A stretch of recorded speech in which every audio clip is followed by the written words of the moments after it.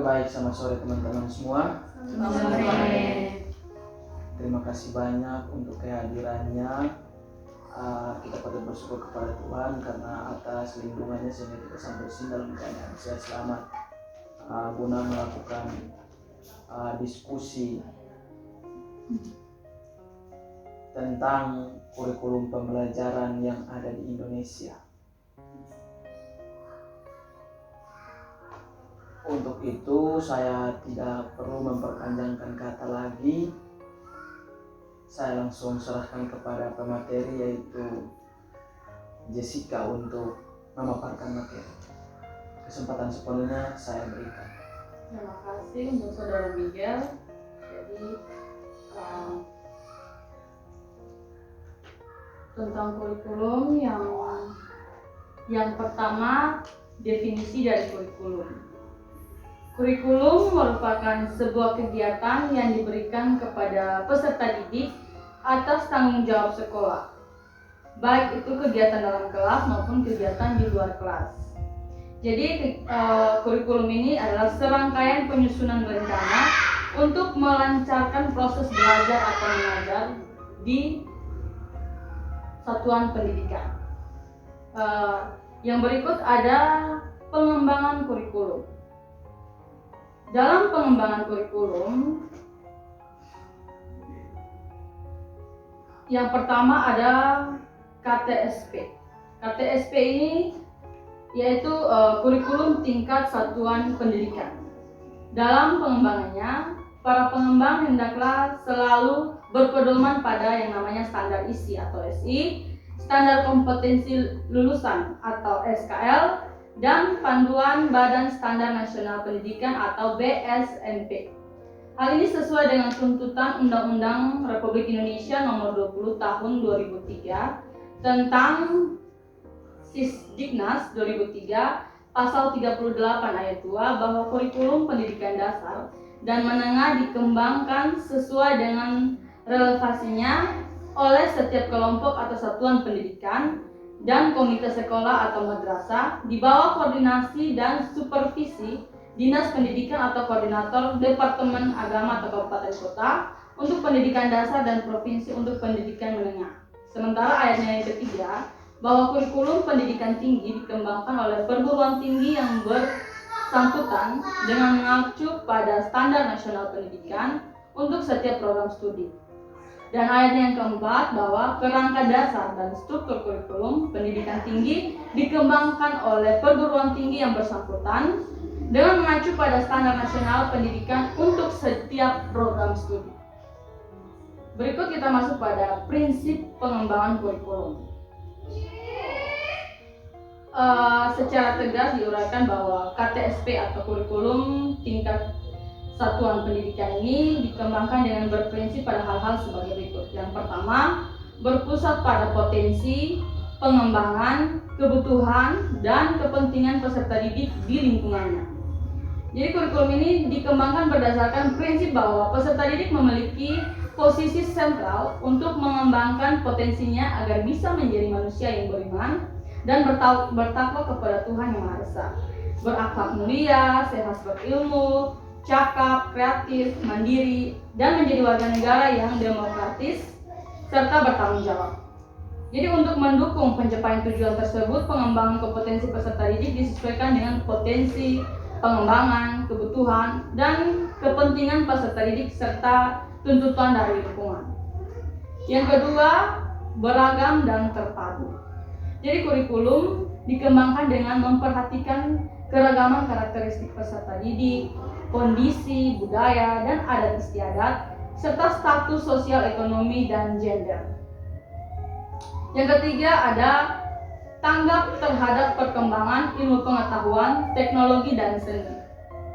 Jadi kurikulum ini dikembangkan atas dasar kesadaran bahwa ilmu pengetahuan, teknologi, dan seni berkembang secara dinamis, dan oleh karena itu semangat dari isi kurikulum mendorong peserta didik untuk mengikuti dan memanfaatkan secara tepat perkembangan ilmu pengetahuan, teknologi, dan seni. Yang keempat, relevan dengan kebutuhan kehidupan.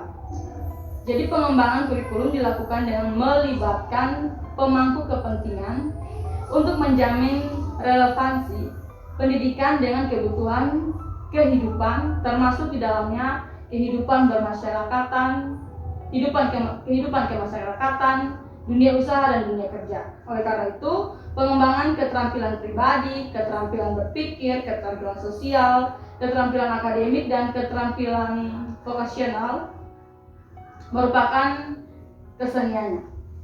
Yang kelima ada belajar sepanjang hayat.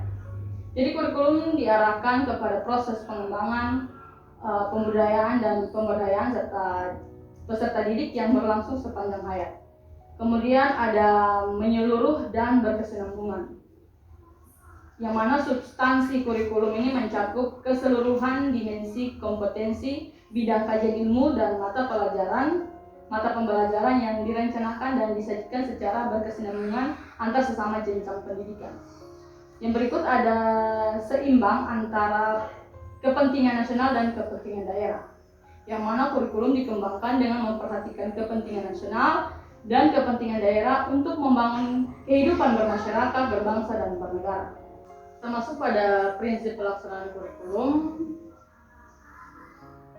pada pelaksanaan KTSP ini mengacu pada prinsip-prinsip pengembangan, pelaksanaannya pada setiap satuan pendidikan, khususnya satuan pendidikan SMP, SMA, SMK yang diuraikan sebagai berikut. Yang pertama, bahwa pelaksanaan kurikulum didasarkan pada potensi, perkembangan dan kondisi peserta didik untuk menguasai kompetensi yang berguna bagi dirinya. Yang kedua, bahwa kurikulum dilaksanakan dengan menegakkan kelima pilar belajar, yaitu belajar untuk beriman dan bertakwa kepada Tuhan Yang Maha Esa. Yang kedua, belajar untuk memahami dan menghayati.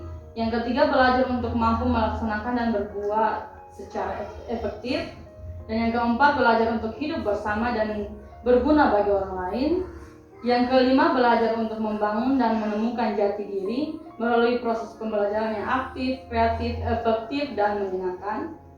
Yang ketiga, bahwa pelaksanaan kurikulum ini memungkinkan peserta didik mendapatkan pelayanan yang bersifat perbaikan, pengayaan, atau percepatan sesuai dengan potensi, tahap, perkembangan, dan kondisi peserta didik, dengan tetap memperhatikan keterpaduan pengembangan pribadi peserta didik yang berdimensi ketuhanan, keindividuan, kesosialan, dan moral. Yang keempat, bahwa kurikulum dilaksanakan dalam suasana hubungan peserta didik dan pendidik yang saling menerima dan menghargai, akrab, terbuka, dan hangat dengan prinsip atau tuturi handayani.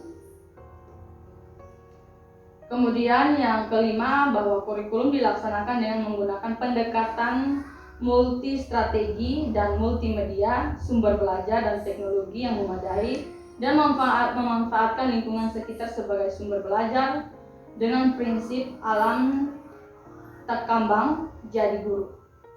Yang berikut bagian yang keenam, bahwa kurikulum dilaksanakan dengan membudidayakan kondisi alam, sosial budaya, serta kekayaan daerah untuk keberhasilan pendidikan dengan muatan seluruh bahan kajian secara optimal. Dan yang ketujuh, bagian terakhir, bahwa kurikulum yang mencangkup seluruh komponen kompetensi mata pelajaran, muatan lokal, dan pengembangan diri diselenggarakan dengan berkeseimbangan, keterkaitan, dan kesinambungan yang cocok dan memadai antar kelas dan jenis serta jenjang pendidikan. Saya kira sekian untuk pemaparan materinya. Mungkin dari teman-teman ada yang ingin menambahkan, memberikan kritikan atau saran atau pertanyaan, saya persilahkan.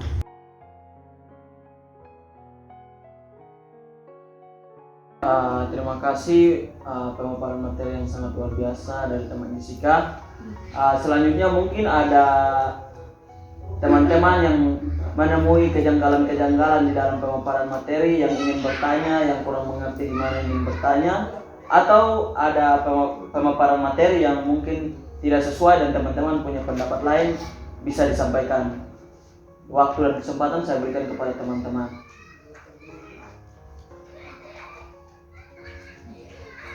dari teman Vera mungkin duluan. Ya, baik. Terima kasih untuk media untuk kesempatan yang diberikan.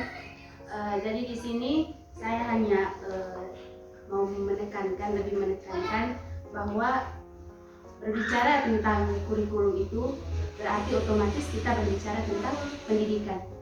Begitu. Jadi saya rasa untuk istilah kurikulum, dari situ kita sudah tahu konsep kurikulum itu apa. Jadi menurut saya kurikulum itu segala sesuatu kegiatan yang berkaitan dengan pendidikan.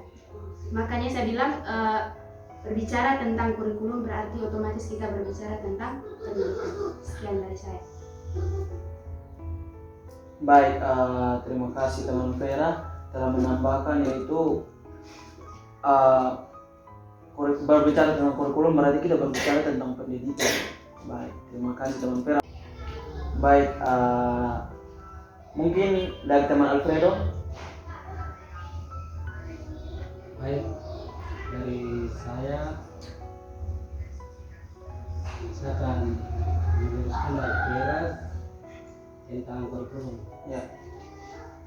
Jadi siapa saja yang terlibat di dalam kurikulum, baik diantaranya yaitu kepala sekolah, guru, dan komite sekolah. Mungkin dari saya seperti begitu yang terlibat dalam kurikulum. Baik, terima kasih ya. Memang kalau kita berbicara tentang kurikulum berarti itu dia mengacu pada pendidikan. Di dalam pendidikan itu dibagi dalam jenjang-jenjang, yaitu SMA, SMP, perkuliahan, dan itu semuanya itu pasti ada yang memimpin ya. Terima kasih, sangat bagus sekali teman Alfredo. Mungkin ada teman-teman lain lagi, mungkin ada teman Maria. Kalau saya mau dari pengertian kurikulum terlebih dahulu, bahwa kurikulum itu merupakan sebuah perangkat mata pelajaran dan program pendidikan yang diberikan oleh suatu lembaga penyelenggara pendidikan yang berisi rancangan yang diberikan kepada suatu jenjang pendidikan. Nah, tadi dikatakan oleh saudara Alfredo bahwa yang termasuk dalam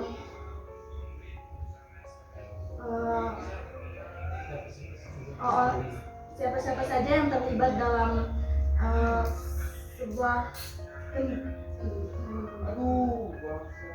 pendidikan, yaitu tadi disesuaikan dengan dia punya jenjang mulai dari SD, SMP, SMK, dan SMA.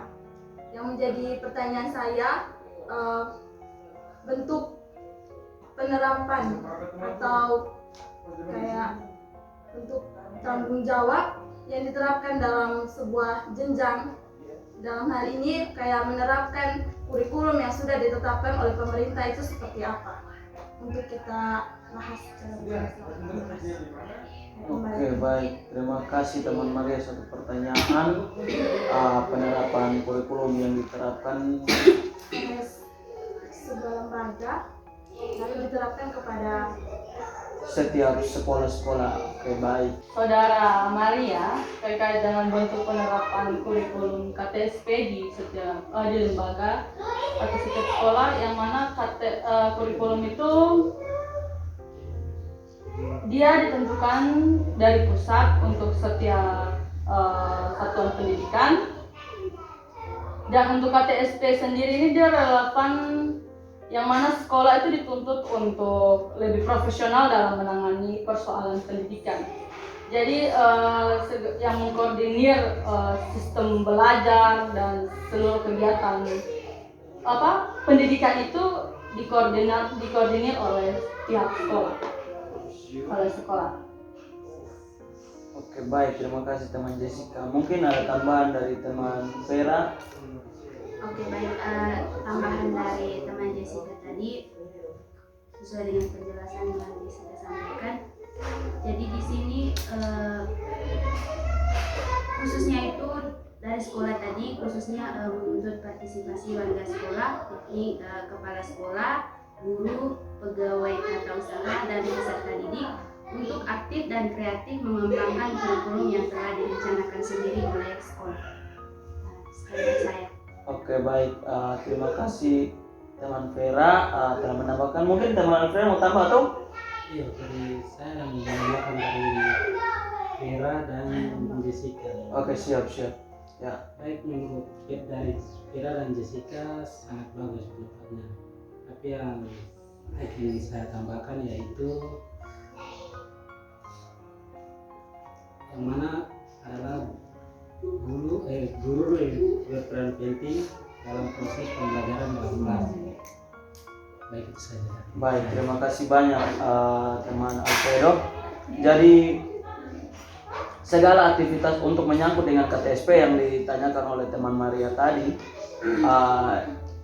dapat kita simpulkan bahwa segala aktivitas itu dikoordinir. Yang dalam dunia pendidikan itu dikoordinir oleh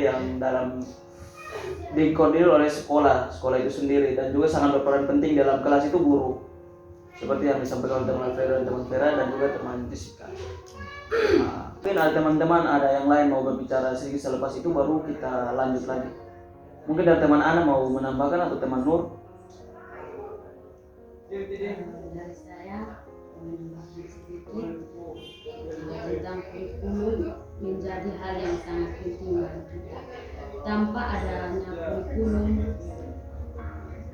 yang tepat, para peserta didik tidak akan memperoleh target pembelajaran yang sesuai. Terima kasih banyak. Satu tambahan yang sangat ya, mungkin kalau kita lihat itu sedikit ya, tetapi ini sebenarnya sangat bermanfaat sekali buat kita semua, karena ini tambahan yang sangat bagus. Jika dari kurikulum baru kita bisa tahu bagaimana penerapan tentang proses pembelajaran di dalam suatu jenjang pendidikan ya. Baik, terima kasih teman Ana. Mungkin yang terakhir teman Nur. Terima kasih atas waktunya. Mungkin di sini saya bukan untuk menambahkan, tapi saya ingin mempertanyakan juga, itu apakah dalam konsep kurikulum itu dia hanya membahas tentang pendidikan saja atau ada hal-hal lain? Baik, terima kasih. Ternyata teman Nur mau bertanya karena belum terlalu memahami tentang kurikulum pembelajaran yang sementara dan biasa digunakan begitu. Untuk teman-teman yang mau berbicara, silakan. Saya memberi kesempatan yang seluas-luasnya dan sebesar-besarnya. Oke, dari saya Oke, baik, silakan teman Vera. menjawab pertanyaan dari teman Nur tadi berkaitan dengan apakah kurikulum hanya berbicara tentang pendidikan. Ya, jadi pendidikan di sini secara umum jadi di dalamnya itu ada mata pelajaran, terus kegiatan di dalam sini itu yang berkaitan kegiatan yang ditetapkan oleh kurikulum, dan itu diterapkan untuk para siswa dan dalam tanggung jawab sekolah. Maksudnya sekolah yang mengatur untuk para siswanya begitu. Jadi di dalamnya ada mata pelajaran, terus kegiatan itu diterapkan oleh kurikulum begitu, dan diatur oleh sekolah untuk para siswa. Nah, sekian. Oke, baik, terima kasih teman Vera untuk jawabannya. Mungkin teman Nur ada tanggapan atau bagaimana?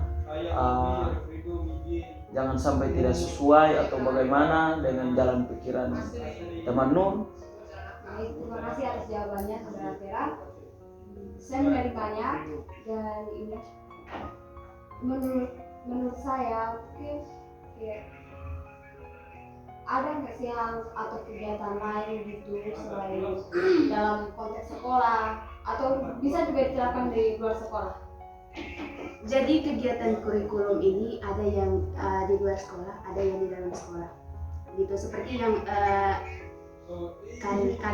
minggu lalu Ibu Tinci ada jelaskan. Jadi itu kegiatan sekolah itu diatur oleh kurikulum, jadi kurikulum yang mengaturnya begitu. Dan kegiatan sekolah itu baik itu di dalam maupun di luar sekolah. Saya bisa menambahkan terkait dengan kegiatan dalam sekolah dan juga kegiatan di luar sekolah. Jadi kegiatan dalam sekolah itu berupa proses belajar mengajar secara akademik. Jadi dalam kelas misalnya itu proses yang dilakukan itu proses akademik, sementara untuk pembelajaran di luar kelas itu berupa ekstrakurikuler, yang mana adanya kegiatan seperti olahraga, seni dan lain sebagainya, itu merupakan wujud dari belajar di luar sekolah. Kemudian mungkin ada yang namanya ekstrakurikuler pramuka, itu diterapkan di tingkat jenjang. Itu. Mungkin ada drum band, ada Kalau untuk pramuka itu diwajibkan karena itu memang sudah dari kurikulum di setiap jenjang. dari setiap bidang-bidang olahraga, misalnya ada tim voli, tim basket, permainan bola kecil, bola besar itu juga merupakan yang bisa dikelompokkan untuk menjadikan pembelajaran di luar sekolah. Jadi itu ekstrakurikuler yang membentuk karakter dan mental siswa itu bisa berpotensi di luar sekolah. Oke. Jadi pada dasarnya itu pertanyaan dari teman Nur yang berbicara tentang kurikulum apakah hanya sebagai hanya berkaitan dengan pendidikan saja. Kalau melihat dari jawaban-jawaban teman-teman, mungkin teman Nur mungkin sudah bisa simpulkan bahwa sebenarnya kalau untuk kurikulum pembelajaran ketika itu dikeluarkan oleh Menteri Pendidikan, maka dari itu adalah berkaitan dengan pendidikan. Mungkin teman Nur sudah menerimanya atau masih mau sanggah lagi? Terima kasih untuk teman berdua. Saya sudah menerima jawabannya. Saya sudah menerima. Oke, baik, terima kasih teman Nur. Teman Asli mau menambahkan, boleh silakan. Untuk teman Nur. Sebenarnya bukan mau menambah, hanya mau menyanggah lagi. Oke, silakan. Tadi yang ditanyakan oleh teman Nur adalah penerapan pendidikan, apakah hanya tentang pendidikan saja atau bisa dengan yang lain. Terus ada pendidikan di luar sekolah dan di dalam sekolah. Tadi yang dijawab oleh teman-teman sudah sangat bagus. Nah, yang menjadi pertanyaan saya, bagaimana dengan penerapan pembelajaran yang berkaitan dengan kurikulum yang kita bahas pada hari ini? Karena pembahasan kita pada hari ini mengenai kurikulum KTSP. Kalau kita melihat lagi pada kurikulum KTSP, bentuk penerapan pendidikannya di luar sekolah dan di dalam sekolahnya itu tuh seperti apa? Terima kasih. Bentuk penerapan kurikulum KTSP di luar sekolah, dalam pendidikan baik di luar sekolah ataupun di dalam sekolah. Sudah didengar bersama-sama yang disampaikan oleh teman Maria. Mungkin ada teman-teman yang mau menjawab atau bagaimana? Kalau untuk penerapan kurikulum di kurikulum KTSP di dalam kelas dan juga di luar kelas. Kalau di dalam kelas itu dia lebih ke pengetahuan potensi. Jadi untuk bagaimana proses belajar mengajar itu dapat dimengerti. Sementara kalau untuk proses belajar di luar kelas, yang mana itu dia lebih ke kreativitas dan juga dia lebih ke kreativitas. Misalnya bidang olahraga itu tidak selamanya tentang materi yang dipaparkan atau yang diberikan, melainkan istilahnya apa? Prakteknya itu juga ada. Jadi tentang cara bermain bola besar itu bagaimana, itu kan nanti dipraktekkan di lapangan. Jadi untuk belajarnya itu untuk lebih paham, lebih bisa itu dilakukan di luar kelas, tidak di dalam kelas. Terima kasih untuk teman Jessica. Mungkin teman Ana atau teman Nur mau tambah atau mungkin ada pertanyaan baru. Tapi sebelumnya saya mau menanyakan kepada teman Maria, mungkin bagaimana dengan jawaban yang tadi disampaikan oleh teman Jessica? Apakah menerima dengan baik atau masih ada sanggahan? Kalau dari saya sudah merasa pas dengan jawabannya. Saya tambahkan sedikit kalau kurikulum KTSP kan guru lebih banyak mencontohkan di depan, di luar lingkungan pendidikan dengan berpedoman pada kurikulum KTSP. Di luar lingkungan itu yang lebih banyak itu guru memperagakan siswa memperhatikan, nanti akan ada saatnya siswa juga diberi kesempatan untuk memperagakan. Saya terima kasih. Baik, terima kasih. Wow, sangat rinci sekali ya untuk penjelasannya dari teman Jessica disambung oleh teman Maria Asrianti. Sangat rinci sekali untuk kita sama-sama ketahui bersama.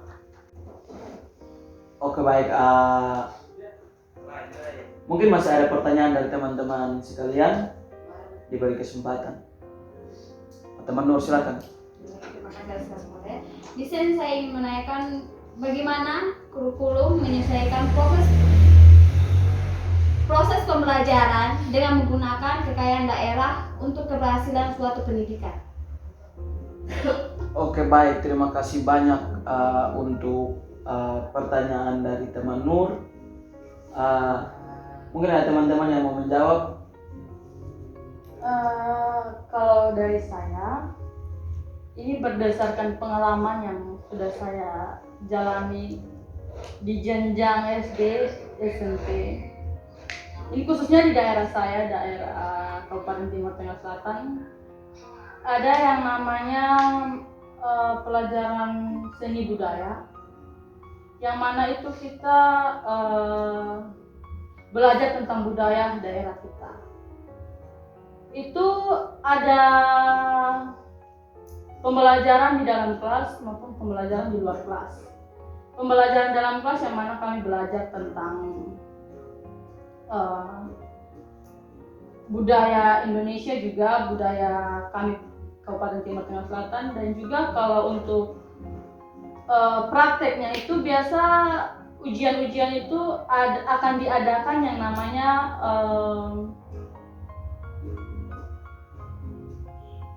cara untuk kami membudayakan makanan pokok kami, pakaian adat, dan juga permainan tradisional ada, tapi itu tidak. Yang menguji kami itu tentang makanan pokok, bagaimana cara pembuatan makanan pokok kami, jagung bose, dan juga pakaian adat yang mana ada hari di mana kami harus menggunakan pakaian adat kami, pakaian adat Timor. Jadi waktu itu memang itu semuanya itu dinilai untuk memenuhi kebutuhan pendidikan dalam daerah. Itu yang diterapkan di daerah kami. Jadi untuk proses penerapan di setiap daerah itu saya kira disesuaikan dengan daerah masing-masing. Jadi setiap daerah itu punya budaya, punya ciri khas masing-masing untuk penerapan ke siswa tentang budaya tersebut. Jadi memperkenalkan siswa tentang makanan pokok dan lain sebagainya itu disesuaikan di setiap daerah. Saya kira seperti itu. Baik, terima kasih banyak untuk jawaban dari teman Jessica. Sebelum saya bertanya kepada teman Nur apakah menerima atau belum, saya ingin menambahkan sedikit dulu untuk berbicara tentang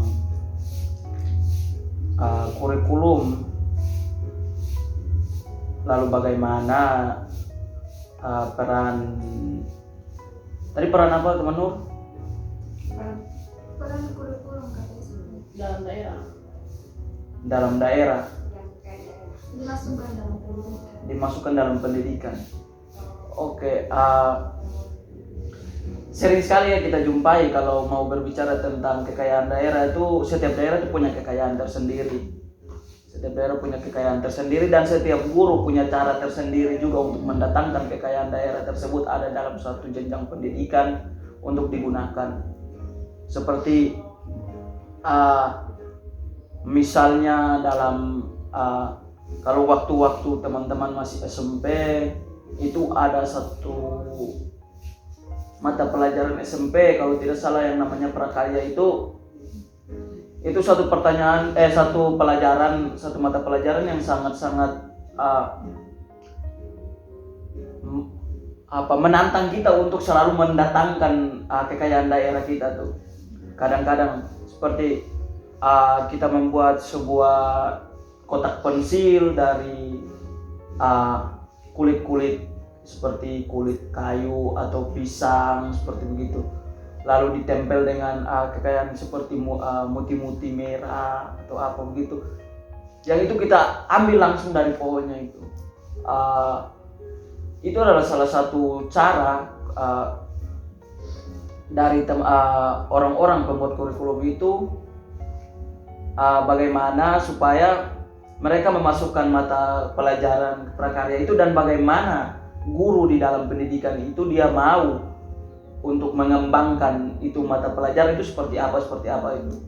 Jadi semuanya itu seperti yang sudah disampaikan tadi bahwa guru yang mengkoordinir semuanya. Maka dari itu jadi guru, kepala sekolah, pokoknya itu semua yang mengkoordinir. Jadi bagaimana mereka mau menghidupkan suasana, bagaimana mereka mau menggunakan kekayaan alam daerah itu untuk kurikulum pembelajaran, semuanya tergantung dengan guru. Jadi bagaimana teman Nur? Apakah teman Nur telah menerima jawabannya atau mungkin masih ada sanggahan atau?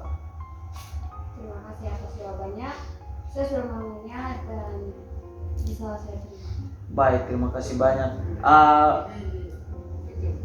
Mungkin ini kesempatan yang terakhir buat teman-teman, mungkin ada yang mau bertanya atau mau menambahkan, kami berikan kesempatan.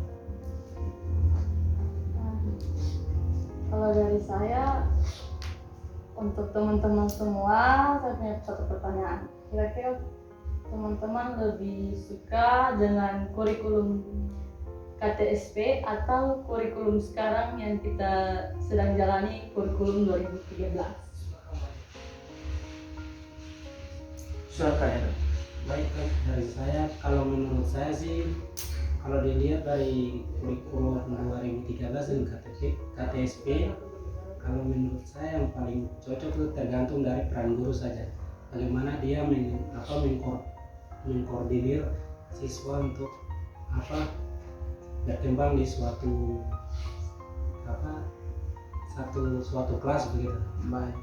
Baik, itu saya. Baik, terima kasih banyak.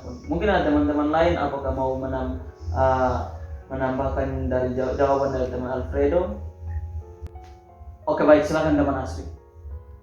Baik, dari saya kalau disuruh untuk bilang suka antara kurikulum 2013 dengan KTSP, saya lebih memilih kurikulum K13 karena di sini kurikulum K13 guru lebih menjelaskan sepenuhnya. Terus kenapa? Karena dibandingkan dengan kurikulum 2013, siswa lebih cenderung untuk mencari sendiri. Nah, dan kita melihat kondisi sekarang, guru hanya sebagai motivator dan siswa dituntut untuk mencari sendiri. Namun ada siswa yang lebih kayak malas tahu setelah menerima tugas. Jika sampai di rumah, mereka lebih ke mengabaikan saja, menunggu sampai waktunya untuk di deadline tugasnya, baru mereka mulai mencari besok ada tugas atau tidak begitu. Kalau kurikulum kurikulum KTSP, guru langsung menetapkan memang dan guru akan memantau terus ketika siswa itu datang ke sekolah, dan guru akan menanyakan bagaimana tugasnya, apakah sudah dikerjakan ataupun ada hal-hal yang belum dimengerti, guru bisa menjelaskan secara lebih terperinci. Terima kasih. Baik, terima kasih.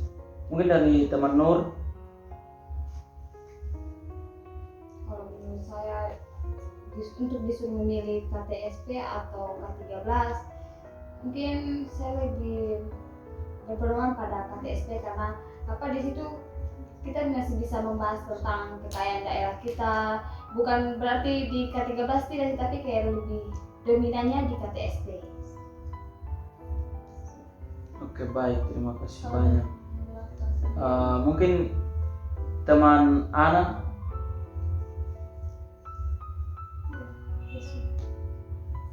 Atau teman Vera mau duluan? Kalau teman Vera mau duluan, oke Mana? silakan. Oke, dari saya. Kalau disuruh memilih itu lebih suka kurikulum KTSP atau K13. Di sini saya tidak bisa bilang saya lebih suka ke KTSP, saya lebih suka ke K13, tidak. Karena memang KTSP saya hanya dapat itu waktu SMP. Waktu SMP itu pun hanya di kelas 1 kalau tidak salah, kelas 1 SMP. Dan saya lebih dominan lebih ke K13 dari SMP kelas 2 sampai SMA sampai sekarang. Nah, begitu. Jadi saya tidak memilih suka yang mana begitu, tidak. Saya di sini lebih ke di sini kita tahu perbedaannya itu di mana begitu. Jadi kalau kita membahas tentang kurikulum KTSP, jadi di sini tuh guru yang lebih banyak bergerak untuk perkembangan para siswanya begitu. Jadi para siswa tidak hanya jalan sendiri, guru juga ikut memantau, ikut juga untuk mengatur para peserta didiknya. Kalau untuk di K13 memang guru juga ikut, tapi itu lebih dominan ke siswa yang cari materi sendiri begitu, nanti siswa yang presentasi sendiri di depan begitu. Jadi dia lebih dominan ke siswa begitu. Dan terus untuk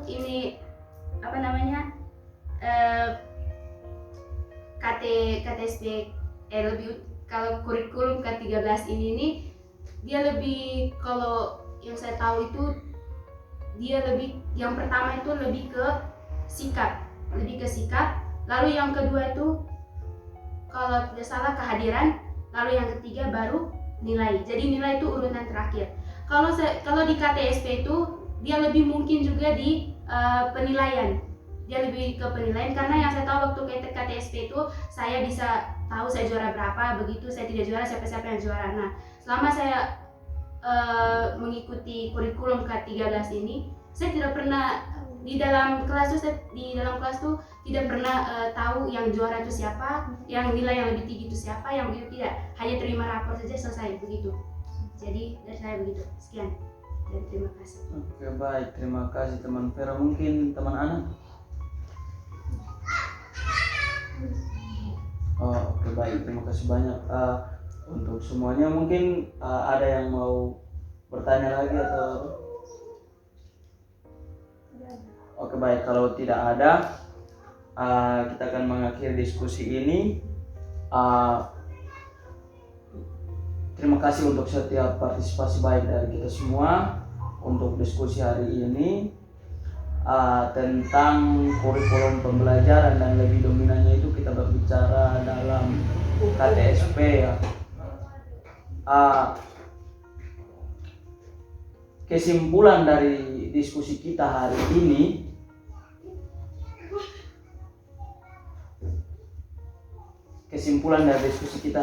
adalah kurikulum itu semuanya itu dia tertuju pada dunia pendidikan. Kurikulum tertuju pada dunia pendidikan, dan semuanya itu bertolak belakang dari bagaimana peran seorang guru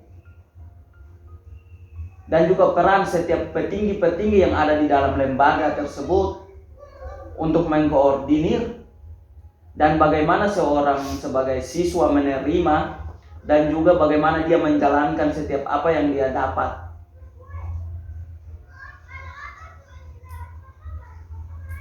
Untuk sebagai pedoman dalam dia melangkah ke depan mencapai cita-cita yang sementara dia idam-idamkan. Jadi sekian diskusi kita hari ini. Atas rahmat Tuhan dan teman-teman semua, saya menutup diskusi kita pada saat sore hari ini.